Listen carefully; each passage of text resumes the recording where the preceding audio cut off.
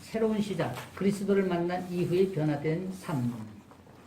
출애굽기 12장은 6월절 사건을 말씀하고 있습니다. 피를 바름으로 인하여 구원을 받았습니다. 죽었던 존재가 새롭게 태어난 것입니다. 본장에서는 새롭게 태어난 이스라엘이 어떻게 살아야 할지를 가르쳐 줍니다. 당신은 구원 그 이후의 삶을 어떻게 살아가고 있습니까?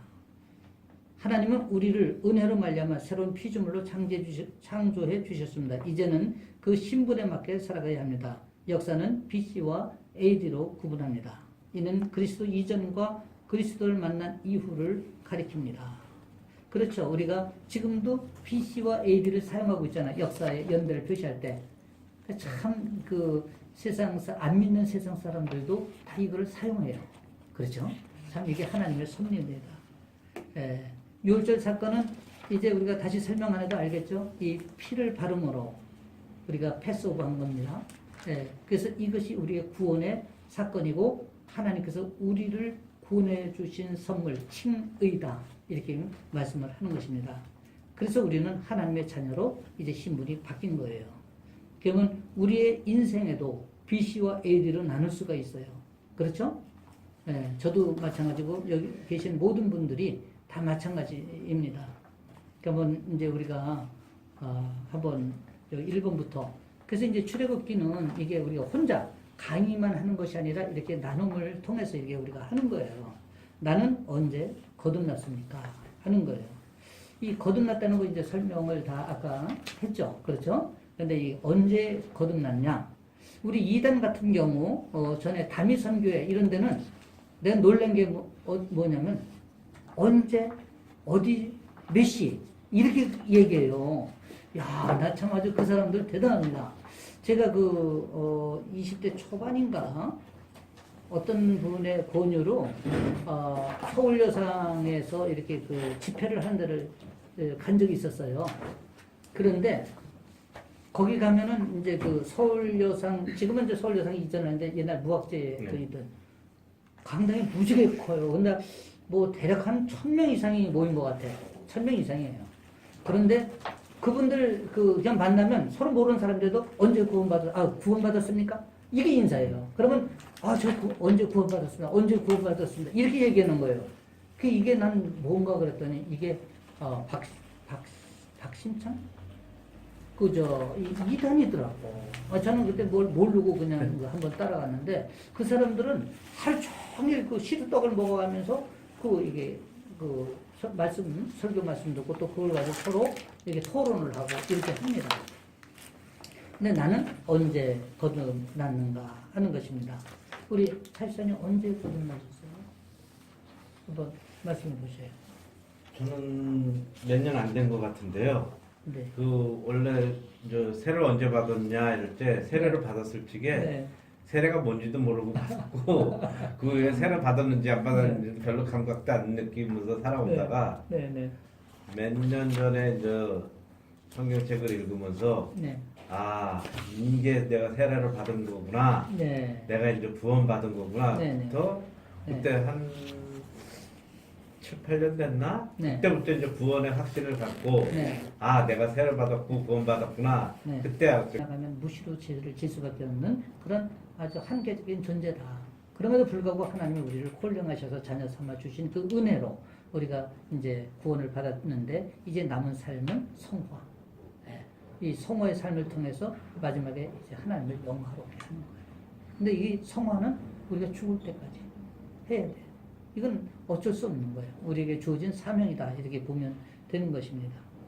이게 참, 언제 거듭났다 하는 것이 이제 사람마다 이렇게 다 틀릴 수 있는데, 우리가 의식적으로 보면 세례 받은 날이 거듭난 거가 될 수 있지만, 우리가 내용적으로 보면 마음의 할례를 받았을 때가 거듭난 날이다. 우리가 이렇게 볼 수가 있어요.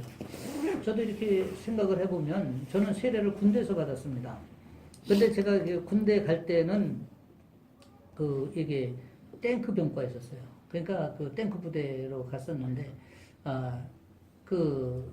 이게 열정이 있었어요. 그래서 그때는 뭐 이렇게 내가 성령을 받은 것도 아닌데 굉장히 교회에 이렇게 열심히 이제 다녀서 거의 군종사병과 같은 역할을 했어요. 언제 거듭났나?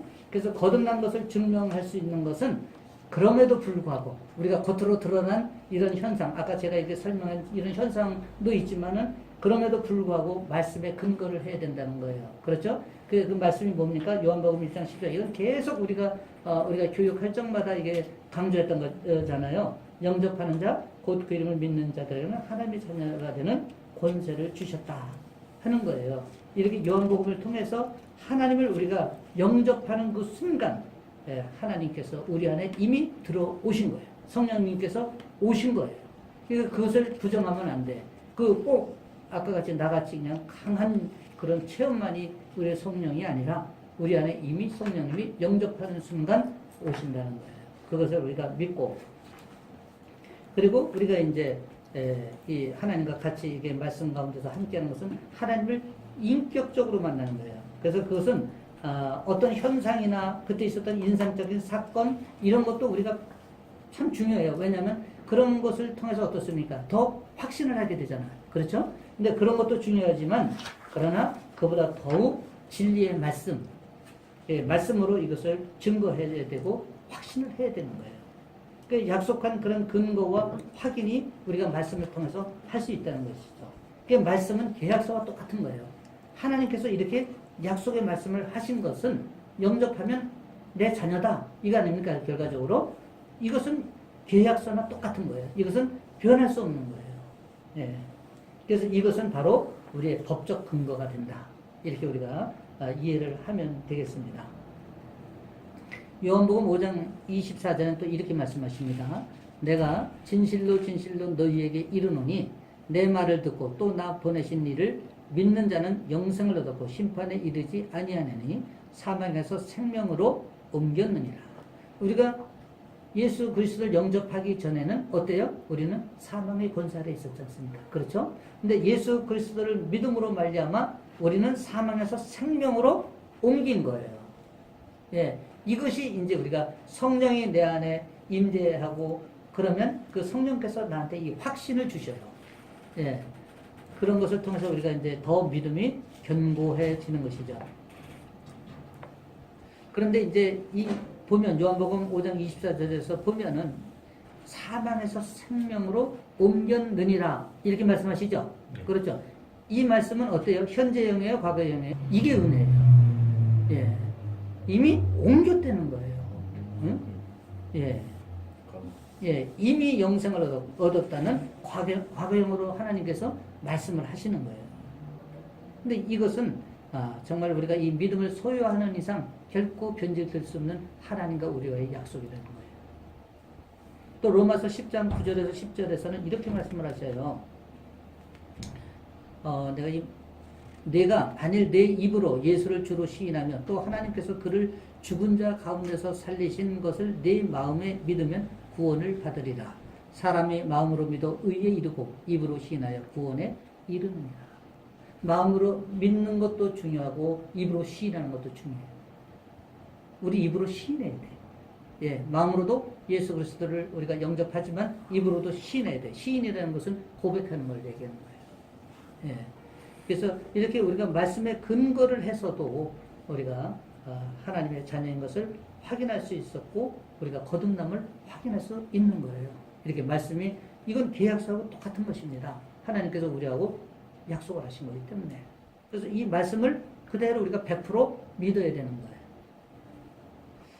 또 이후로 내게 어떤 변화가 있었습니까? 예수님을 인격적으로 만난 이후 내 삶에는 어떤 변화가 있었습니까? BC와 AD로 구분하여 이야기해 봅시다. 사실 이런 거 한 가지만 가지고도요, 우리가 이게 자기 자신의 삶을 BC와 AD로 가지고 얘기를 하면 이것만 가지고 한 시간씩 뭐 얘기해요. 그래서 우리가 이게 정말 시간만 많다면 풍성하게 나눔을 하면서 이게 정말 아주 풍요롭게 출애굽을 할 수가 있는데 이제 시간이 제한이 되니까 그렇게까지는 사실 참 하기가 어려워서 좀 아쉬움이 있습니다. 그런데 저희 같은 경우는 정말 하나님하고 결혼한 부부 같은 그런 마음이 들어요. 예, 평상시에도. 그래서 우리가 몸은 둘이지만 마음은 하나라는 거죠. 그리고 하나님을 이제 인격적으로 만나서 이렇게 우리가 하나님과 사랑을 하게 되니까 우리 삶의 변화가 자연스럽게 나타나는 거예요. 근데 그게 어떻게 나타나냐면 저 같은 경우는 막 샤워하다가도 찬양을 하게 되는 거예요. 그리고 늘 제가 이렇게 이상하게 입에서 찬송가가 그냥 이렇게 터치만 하면 나오듯이 그냥 사비스에도 마찬가지입니다. 화장실 오고 가면서도 그럼 찬양이 짧게 이렇게 나와요. 나는 참 그것도 하나님의 은혜다 이렇게 생각을 하는 거예요. 왜냐면 하나님 내 안에서 그렇게 기뻐하시는 거 아닙니까? 나도 하나님을 기뻐하고 하나님도 나를 기뻐하는 것이 내 모습으로 이렇게 드러나는 거잖아요, 그게. 그래서 저는 그 자체가 참 너무 더 은혜이고 감사하다. 이렇게 생각이 드는 거예요. 그래서 우리가 예수 그리스도를 만나기 전 BC의 삶이 세상의 가치관을 두고 세상의 삶으로 살다 보니까 세상의 어떤 문화 또 어떤 가치 또 환경에서 오는 그런 것에서 감정을 그대로 드러내는 삶을 살았더라면 이제 AD의 삶은 우리가 그런 것을 이제는 정리하는 삶, 벗어버리는 삶, 다시 전혀 다른 터닝 포인트 된 삶을 이제 우리가 살아가야 된다. 그것이 우리가 입으로만이 아니라 우리가 입으로 시인하는 것도 중요하지만 삶으로 드러내는 것이 더 중요한 거예요. 그래서 야고보서 저자는 아주 딱 간단하게 결론을 내렸습니다. 어떻게? 행함이 없는 믿음은 죽은 믿음이다. 그래서 우리가 구원은 이렇게 하나님께서 선물로 주셨는데 이 구원이 영원히 유효하냐 하는 것은 각자의 몫입니다. 이건 잘 이해를 하셔야 돼요. 각자의 몫입니다. 왜냐하면 우리가 죄가 반복되면 배교적 삶을 살게 돼요. 그러면 죄도 한 번 짓고 두 번 지면은 어떻습니까? 죄가 무뎌져요. 그래서 이 죄가 처음에는 크게 느껴지던 게 가볍게 느껴지는 거예요. 반복되는 삶을 통해서 배교적 삶을 살게 되는 거예요. 근데 이 배교는 결국 하나님을 떠나게 만드는 거예요. 그래서 우리가 이런 하나님이 주신 구원이라고 하는 큰 선물의 가치를 깨닫지 못하고 그 선물을 가볍게 여겨서 마치 우리가 공기가 없으면 죽는데 공기가 있는 고마움을 모르듯이 그래서 우리가 어느 날 천국 문턱에 갔는데 우리 예수님이 너 누구니? 이렇게 할 때가 온다는 거예요. 그렇게 되면 너무도 우리는 그때 가서는 이제는 회복할 시간이 없는 거예요. 그래서 우리가 말씀에 전율을 느끼고 우리가 이 말씀을 직면해야 그 말씀이 나의 말씀이 되는 것이고 하나님의 음성으로 들릴 때 그 말씀이 나의 삶에 적용이 되는 거라는 거죠. 그렇지 못하면은 우리는 무림한 크리스찬, 교인, 그야말로 교인입니다. 교회 다니는 사람은 누구나 교인이에요. 그런데 그리스도인은 구별된 삶을 드러내는 사람이다 하는 것을 우리가 알 수가 있는 것입니다. 새로운 경영, 공급하는 음식, 음료. 우리 오순태 성도님이 한번 읽어보세요. 본능에 의해서 사는 사람은 이전보다 밝은 미래가 없습니다. 구원받은 하나님의 자녀들을 본능대로 주어진 환경대로 살지 않고 이제는 하나님이 이끄시는 인도에 순종해야 하고 또 자신의 갈망대로가 아닌 하나님의 원하시는 방식대로 자기 관리를 해야 합니다. 옛 삶을 버리고 새 사람이 되기 위해서는 힘이 필요합니다. 이스라엘 백성들은 애굽에서 떠나는 날 밤 양고기를 먹었습니다. 양고기는 예수님을 상징합니다. 예수님이 새로운 음식이 되고 새로운 공급이 되십니다. 예수님을 음식으로 먹음으로 떠날 수 있었습니다. 이후로는 음식이 달라졌습니다. 우리의 인생을 풍요롭게 하고 행복하게 하는 공급원이 무엇인지 점검하고 새로운 양식을 준비해야 합니다.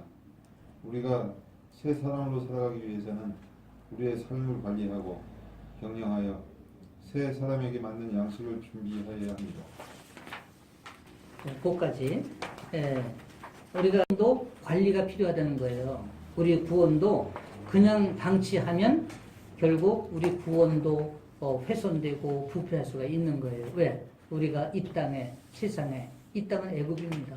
그렇죠? 이 애굽에 우리가 몸을 담고 있기 때문에 애굽의 문화와 애굽의 가치가 여전히 존재합니다. 그렇죠? 그렇기 때문에 이 땅에 우리가 구원 받았다고 해서 그대로 방치하면 어떻게 돼요? 우리의 믿음이 점점 소멸돼서 결과적으로는 구원과 상관없는 관계가 되는 거예요. 그래서 우리가 공급하는 음료와 음식이 필요한 거예요.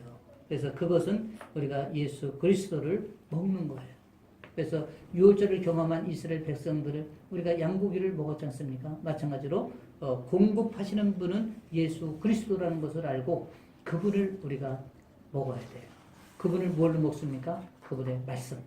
네, 그분의 말씀을 우리가 매일 먹어야 돼요. 그것이 정말 중요한 우리의 영양 공급원이 되고 우리가 구원을 그대로 유지할 수 있는 비결이 되는 것입니다. 그래서 우리는 선포해야 돼요. 뉴 라이프, 새로운 인생, 새로운 삶을 선포하는 거예요. 그래서 BC와 AD를 철저히 구분하는 거예요. 그렇게 살았을 때 우리의 삶이 하나님이 기뻐하는 삶이 되는 그런 AD의 삶으로 우리가 고백할 수 있다. 이렇게 보는 것입니다. 그런데 이제 우리가 이런 양식을 이렇게 공급을 받는 것도 중요하지만 우리가 아까도 제가 말씀드렸지만 수시로 우리의 삶을 드러나는 나의 죄를 고백하는 회개 이것이 참 중요하다. 그래야 우리가 거룩한 양식을 받을 수 있기 때문입니다. 왜냐하면 우리의 죄의 문제를 해결하지 않고 양식만 계속 받는다. 좀 어떻게 보면 모순적인 거 있는 거예요. 그래서 우리가 보혈의 피를 우리가 씻는다 이런 얘기는 뭐냐면 우리가 회개를 통해서 내 죄의 문제를 해결한다. 이렇게 우리가 의미를 가지면 되겠습니다. 레위기 17장 11절에 보니까 이렇게 말씀하고 있어요. 육체의 생명은 피에 있다. 레위기 17장 11절에 그리고 내가 이 피를 너희에게 주어 제단에 뿌려 너희의 생명을 위하여 속죄하게 하였나니 생명이 피에 있습니다. 피가 죄를 속하느니라. 그랬죠. 그래서 예수 그리스도의 피가 우리의 죄를 대속한 것입니다. 그래서 피 흘림이 없으면 제사함이 없다 그랬어요. 예수 그리스도는 그 엄청난 고난, 그 엄청난 고통, 그것을 다 기꺼이 짊어지시고 우리를 위해서 십자가에서 가신 거예요. 저는 패션 오브 더 크라이스트 그 영화를 보면서 정말 난 그 밤을 세웠습니다. 물론 전에 이제 우리 세일 식구들과 같이 가서 극장에서 보면서 눈물도 흘렸지만 또 우리가 TV를 통해서 그거를 부활절 하루 전날 보니까 감회가 새롭더라고요. 그러면서 저렇게 살이 찢기시고 막 그냥 살이 찢겨 나갑니다. 온몸이 만신창이가 다 됐는데 누구를 위해서? 그러면서도 불평불만 하나 없어요. 왜? 이미 주권이양이 되신 분이에요. 그래서 세례의 완성은 예수 그리스도다.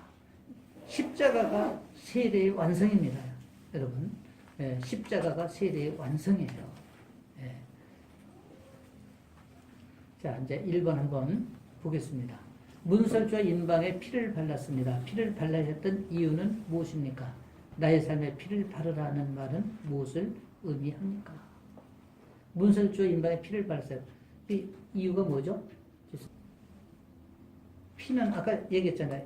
분명히 레위기에서도 말씀하셨잖아요. 피는 우리를 정결케 하는 거예요.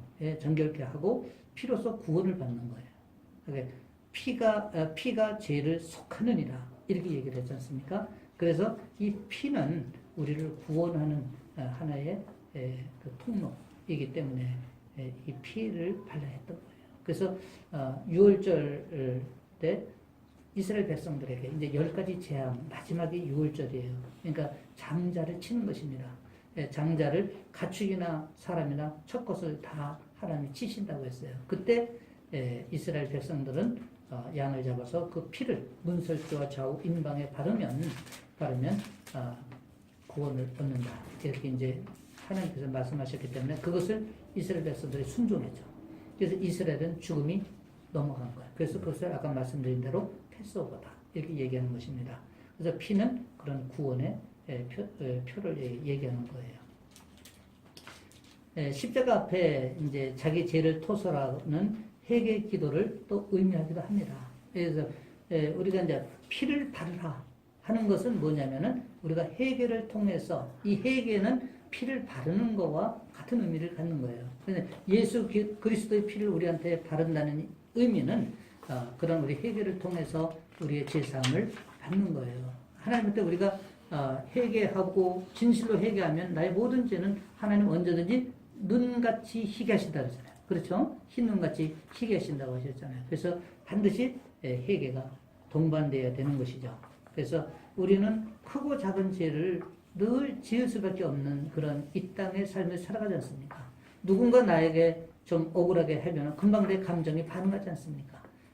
이런 것을 우리가 작은 죄부터 큰 죄, 여러 가지 형태의 죄가 있는데 그것을 토설하고 해결을 하는 것이 중요하다.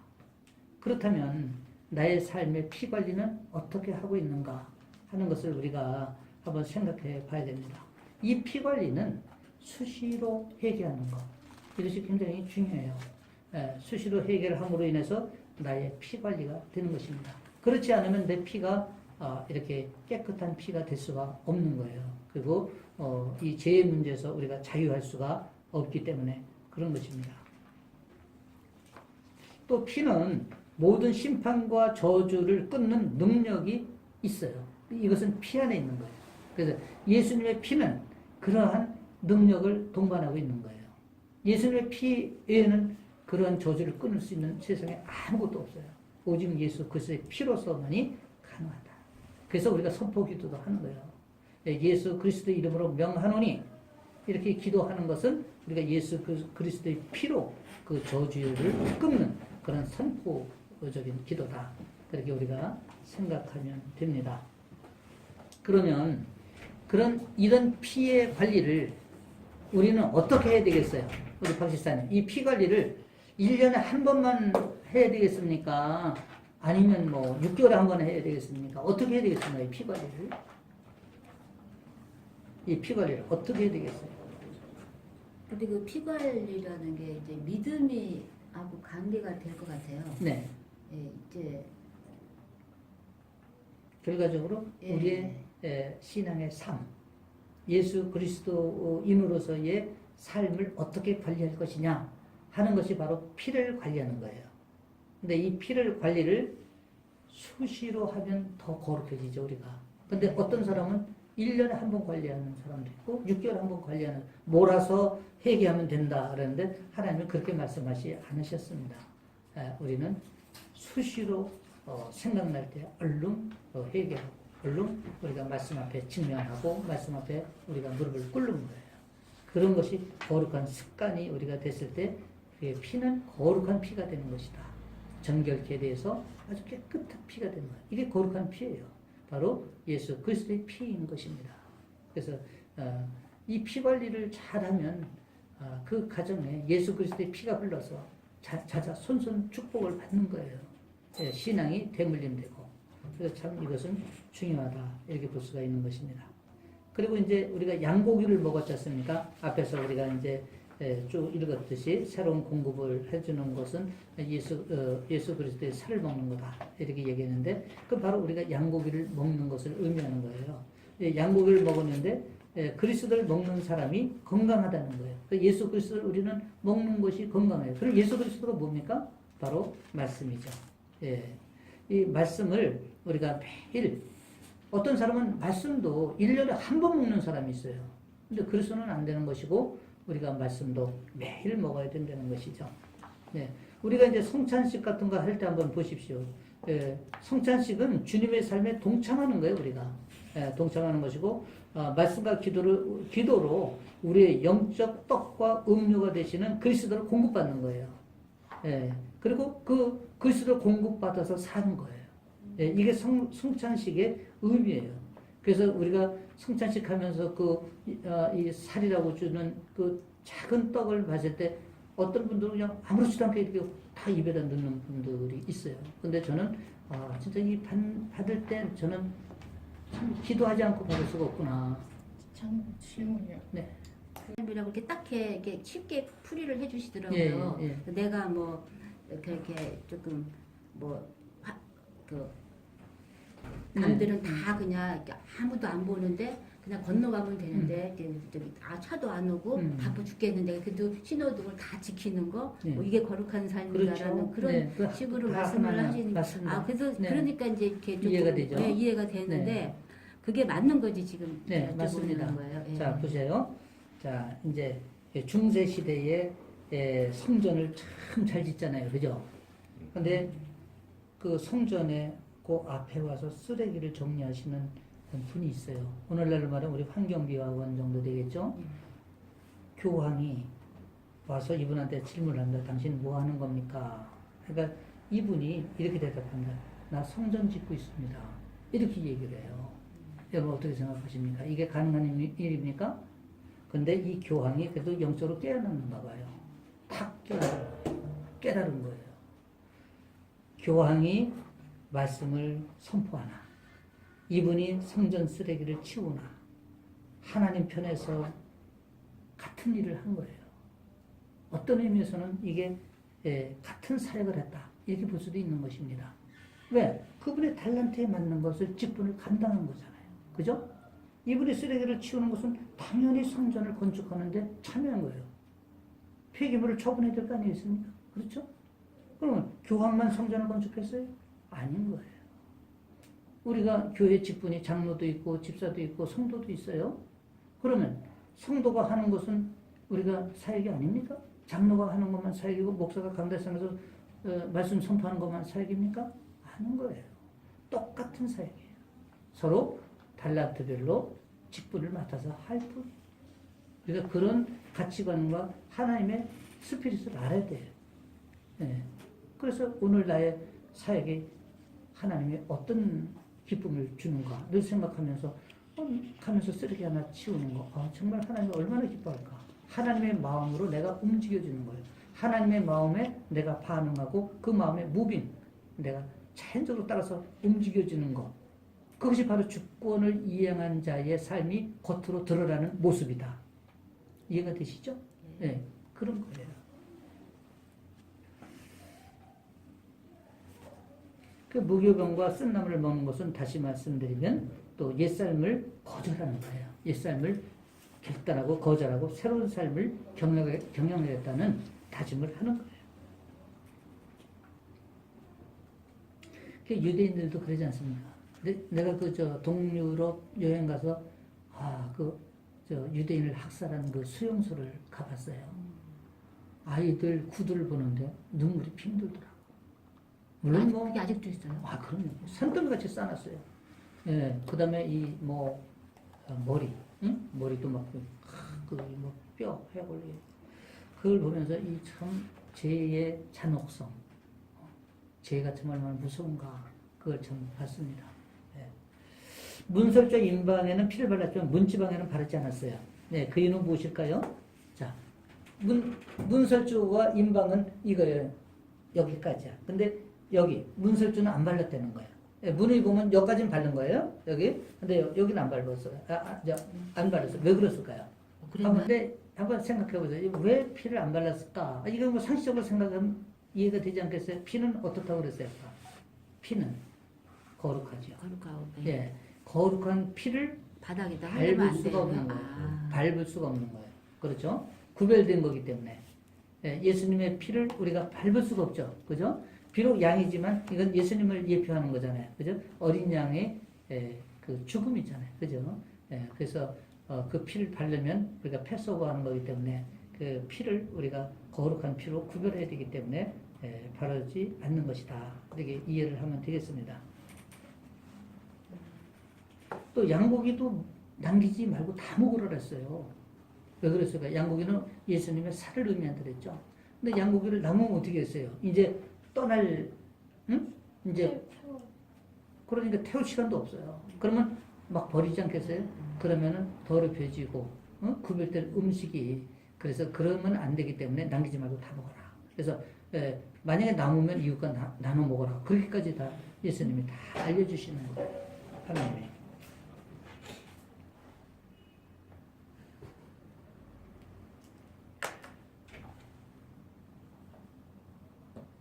새로운 존재, 새로운 신분에 합당한 삶. 한번 우리 차 집사님 읽어주실래요? 새로운 존재, 새로운 신분에 합당한 삶. 경영하지 않는 본능적인 사랑은 얼마 가지 않습니다. 결혼은 약속입니다. 사랑도 약속입니다. 상대방이 아닌 하느님 앞에서의 약속, 본인과의 약속이 먼저입니다. 거듭난 하나님의 백성들의 사랑은 본능으로가 아닌 약속과 경험으로 이루어져야 합니다. 하나님과의 관계에서도 약속이 중요합니다. 하나님이 끝없는 사랑으로 내게 다가오셨듯이 나도 그렇게 신뢰하고 따르겠노라고 결단하고 약속하는 일이 중요합니다. 그 말씀에 순종하여 새로운 신분에 합당한 새로운 삶을 결단하고 경영해야 합니다. 네. 근데 이게 우리가 본능적인 사랑을 우리가 무슨 사랑이라 그래요? 에로스적인 사랑이다. 그렇죠? 예. 근데 본능적인 사랑의 반대적인 것은 뭐예요? 플라토닉한 사랑이라고 그러죠. 근데 우리가 더 고귀한 사랑은 플라토닉한 사랑 아닙니까? 그렇죠. 에로스적인 사랑은 사실은 그 본능에 충실해서 잠시 어떤 것을 느낄지는 모르지만은 우리가 더 깊고 지속적이고 오래가는 것은 플라토닉한 거예요. 그죠? 근데 우리가 이제 본능에 의해서 사는 사람들 역시 우리가 내 옳은 소견대로 사는 거예요. 본능에 따라서. 왜냐하면 그 본능은 내가 주권을 가지고 있는 삶이에요. 그래서 내가 주권을 가지고 내가 왕이 돼서 사는 사람. 이게 본능적인 거예요. 마찬가지로 경영하지 않는 그런 본능적인 사랑도 우리가 얼마 가지 않는 거예요. 우리의 삶도 그렇고 사랑도 그렇고. 그렇게 우리가 남녀간에 만날 때 본능적인 것을 목적으로 만난다면 결국 본능적인 것이 끝나는 시점에서는 헤어질 수밖에 없는 거잖아요. 그렇죠? 예, 사랑도 마찬가지예요. 그래서 우리가 본능으로서가 아니라 우리가 하나님과의 사랑은 정말 우리가 잘 관리하고 경영하는 것으로서부터 시작돼야 된다 하는 것을 우리가 알 수가 있는 것입니다. 그러려면 내 안에 무엇으로 채워야 되는가? 그 채우는 것에 따라서 아까 체질이 바뀌듯이 채우는 것에 따라서 우리가 반응이 달라지는 거예요. 예, 그래서 그것이 중요한 것이다. 우리가 아무리 법적인 신분으로 구원을 받았다 할지라도 계속 반복되는 죄는 아까도 말씀드렸듯이 배교가 돼요. 이 배교는 결과적으로 하나님과 멀어지고 구원과 멀어지는 그런 결과를 가져올 수밖에 없다. 그래서 우리가 새로운 삶을 결단하고 경영해야 된다는 것은 원칙과 가치가 매니지먼트 되어야 된다. 그렇게 우리가 이해를 할 수도 있는 것입니다. 우리가 이런 것도 하나의 경영 차원에서 우리가 본다면 매니지먼트가 필요한 것입니다. 그래서 그것을 관리하기 위해서 우리가 하루에 성경 3장을 읽겠다. 5장을 읽겠다. 하루에 5분 기도를 하겠다. 이런 것이 다 그런 걸 관리하는 차원이에요. 또 우리가 부부간에는 일주일에 한 번씩은 성경을 가지고 우리가 토론을 하겠다. 또 우리 삶의 문제도 성경적 관점에서 우리가 그걸 적용해 보겠다. 이렇게 우리가 관리하는 것, 이런 것이 바로 경영이다. 이렇게 우리가 볼 수가 있는 것입니다. 하나님 앞에서 이스라엘 신부는 어떻게 밝혔습니까? 장자. 그렇죠. 내 아들 장자다. 그래서 이스라엘은 장자. 그러면 영적 이스라엘인 오늘 우리는 여호와의 장자가 아닐까요? 장자일까요? 장자죠. 동일한 것입니다. 오늘도 우리가 예수 그리스도를 영접하는 순간 우리는 여호와의 장자예요. 예. 장자에게는 하나님이 주는 축복이 있는데 2배의 기업을 줍니다. 2배. 우리는 이런 축복을 받아야 되는 거예요. 근데 그 믿음을 소유해서 내가 나의 것으로 만들지 못하기 때문에 그 2배 축복이 오질 않는 거예요. 하나님은 이미 주셨어요. 근데 우리가 받질 못하는 거예요. 예.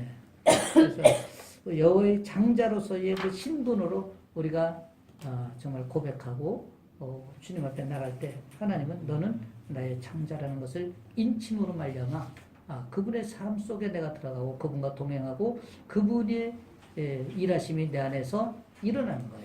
그래서 우리의 삶이 변화되고 우리의 삶의 큰 변화 속에 우리의 삶의 경제 문제, 자녀 문제 모든 것이 해결되어지는 거예요. 지금까지는 바로에게 속하여 애굽의 국고성 피라미드, 나일강 운하 건축 등을 위한 종으로 살았습니다. 그러나 피의 계약이 맺어지는 순간 그들은 하나님을 위하여 살아야 했습니다. 하나님은 그들을 어떤 사람으로 세우십니까? 이들이 430년 동안 노예 생활하면서 한 것이 그 피라미드 같은 국고성 또 뭐 나일강 운하 그 엄청난 것을 그 시대에 다 이 이스라엘 백성들이 감당을 한 거예요. 그런데 하나님은 이제 이들을 새롭게 세웠지 않습니까? 어떻게 세웠습니까? 여호와의 강한 군대로 세운 것입니다. 그래서 여호와의 강한 군대를 세웠다 하는 것을 우리가 알 수 있는 거예요. 그래서 우리가 구원받았다는 건 뭐냐? 구원받는 순간 우리는 종에서 아들로 신분이 변화된 거예요. 백성으로서만이 아니라 하나님의 백성이죠. 그러나 백성으로서만이 아니라 여호와의 군대로 우리가 부르심을 받은 거예요. 그래서 여호와의 군대로서 이제 우리는 가나안을 향해서 진격해 나가야 되는 거예요.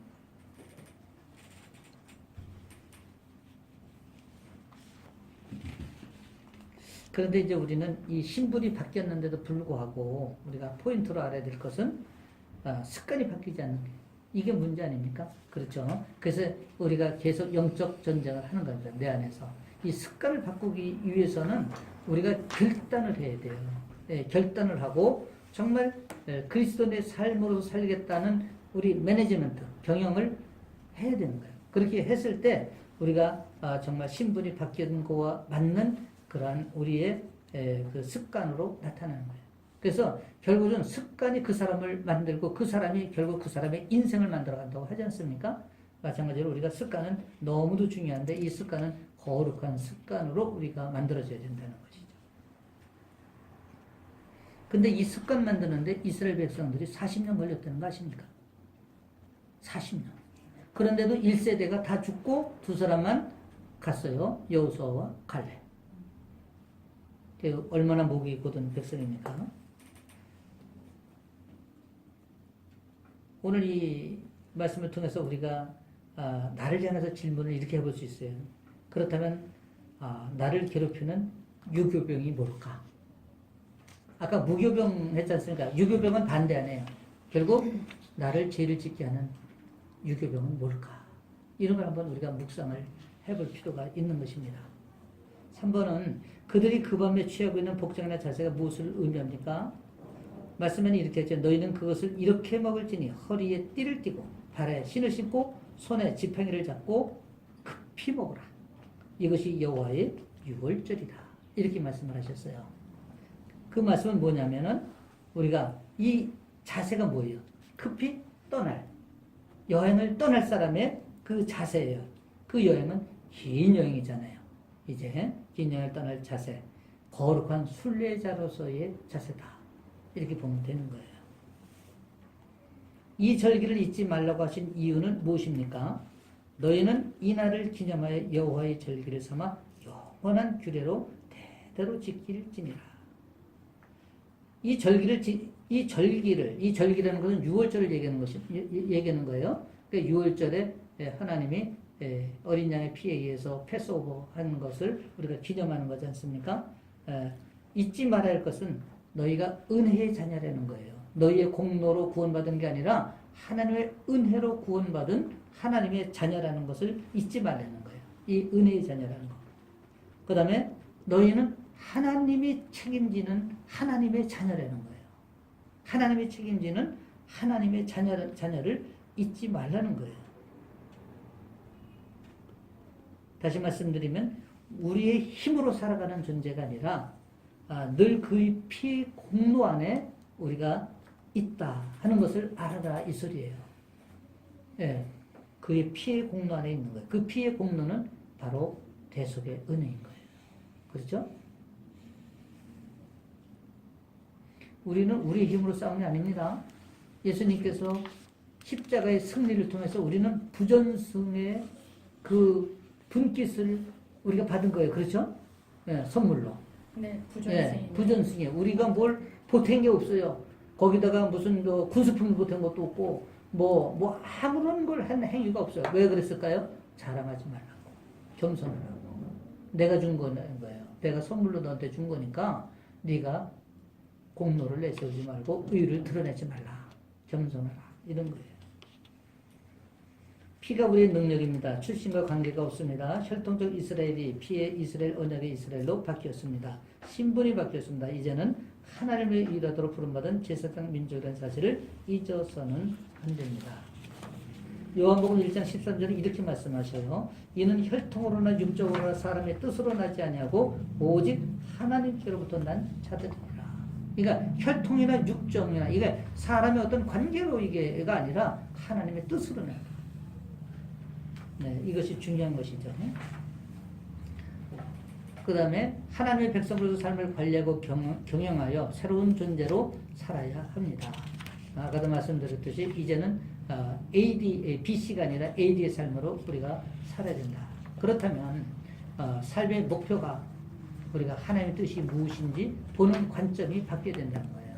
우리가 뭐 어떤 상황이 나에게 벌어졌을 때 그러면 하나님의 뜻이 무엇인가? 그래서 제가 아까 뭐라 했어요? 우리가 주권을 이양한 사람은 주권을 100% 이양했다는 것은 뭘 해라 그랬습니까? 이렇게 계속 질문을 하라 했잖아요. 그죠? 하나님의 뜻을 헤아리는 거예요. 하나님 뜻이 무엇입니까? 하나님 말씀해 주시옵소서. 이렇게 늘 우리가 마음속으로 하나님 앞에 질문을 하는 거예요. 그 질문이 굉장히 중요해요. 그래서 하나님께서 우리에게 계신 성령님께서 분별을 해주시거든요. 그 분별하는 것을 가지고 우리가 삶으로 적용했을 때는 우리에게 문제가 안 일어나요. 그런데 나의 의로 내가 스스로 왕이 돼서 내가 결정하고 판단하고 하는 일은 정말 고난으로 가는 지름길이다. 그 대표적인 사람이 대표적인 사람이 저예요. 그리고 정말 우리 주변에 그런 사람들이 너무 많아요. 그래서 그 왕권을 내려놔야 돼요. 과감히 내려놔야 돼요. 그 내려놓는 게 싫어. 왜? 내가 누리고 싶은 게 너무 많거든. 그래 안 그래 주사님? 내가 누리고 싶은 게 너무 많아요. 직면하고. 그리고 고난이 왔을 때 고난을 직면해야 돼요. 근데 많은 사람들이 도피성, 이건 늘 얘기하는 거예요. 도피성이 많은 줄 알아. 세상에 나가서 그냥 도피성을 찾아가지고 이쪽으로 가고 저쪽으로 가고 이렇게 해요. 근데 도피성은 오직 한 군데밖에 없습니다. 어디? 예수 그리스도. 이런 설교를 좀 옛날에 목사님들이 해주셨으면 내가 그냥 예수 그리스도 도피성으로 알고서는 거기 찾아갔을 텐데 그런 걸 안 해가지고 고난에서 내가 5대 광야를 다 경험하도록 여러분 5대 광야 중에 한 광야만 경험해도 얼마나 힘든지 아십니까? 마라의 쓴물도 경험했어요. 양식이 떨어졌어요. 신광야에 가서 르비딤에서 목마름을 경험했어요. 아멜렉의 공격을 통해 무수한 상처를 받았어요. 여러분 저도 이렇게 가슴 열어보면 스크래치가 무수히 났습니다. 저는 이렇게 뭐 얼굴이 곱상하고 이렇게 웃으니까 아이고 곱게 자라고 뭐 이런 거 같죠. 저도 열어보면요 말할 수 없는 스크래치가. 그러나 그것을 보혈의 피로 치유하고 씻고 그래서 저희가 이제 이렇게 회복돼서 이렇게 제가 또 출애굽도 여러분들하고 나눌 수 있는 거. 그러니까 오직 하나님의 은혜이죠. 이것은 나의 어떤 자랑이 아니라 오직 하나님의 은혜라는 거예요. 전적인 그분의 은혜로 회복된 제가 오늘 이렇게 말씀 앞에 설 수 있는 거예요. 얼마나 감사합니까? 그렇죠? 그래서 고난 가운데 있는 분들은 우리 집사님은 좀 그런 고난을 경험을 드렸지만 근데 고난 가운데 계신 분들이 이제 저하고 이렇게 말씀을 나누면 공감하는 게 제가 그 경험했던 것을 같이 말씀을 나누기 때문에 공감하는 거예요. 근데 이런 경험이 없던 분들이 얘기하면 지식 가지고 그렇게 전달할 수 없는 거예요. 옛날에 이스라엘 백성들이 이랬다. 이 얘기에서 어떻게 더 벗어나겠습니까? 그렇죠? 그 차이가 좀 있는 거예요. 그래서 우리가 공감돼야 은혜가 되고 공감돼야 내가 말씀이 깨달아지는 거 아니겠어요? 네. 그래야 그 말씀의 통찰을 가지고 내가 내 삶을 과감히 결단해 나가고 변화를 시도하는 거예요. 그게 그리스도인의 삶인 거예요. 이해가 되시죠? 네. 오늘 여기까지 하겠습니다. 1강 하나님 앞에 영광을